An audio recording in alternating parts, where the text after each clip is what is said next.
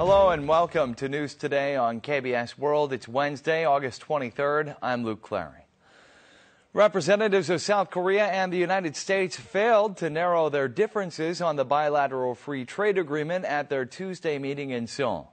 The U.S. government insists that the U.S. trade deficit stems from the free trade deal, whereas South Korea says that the effects of the deal must be evaluated in an objective way. The South Korean and U.S. delegations arrived at the venue of the talks amid tension early in the morning.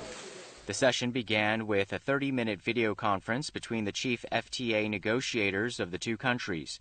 Then a high-ranking meeting ensued. It lasted 7 hours, but no consensus has been reached. The United States keeps saying that the U.S.'s trade deficit was caused by the bilateral free trade agreement and is demanding that the deal be revised. The South Korean government rebutted by saying that both countries have benefited from the FTA and that its effects must be evaluated properly. 미국 측의 일방적인 한미 FTA 개정 제안에 대해서 우리 측은 동의하지 않았으며 한미 FTA의 효과 등에 대한 양측의 조사, 분석, 평가가 반드시 선행돼야 된다는 입장을 분명히 했습니다. It will likely take the U.S. delegation some time before it responds to Korea's proposition.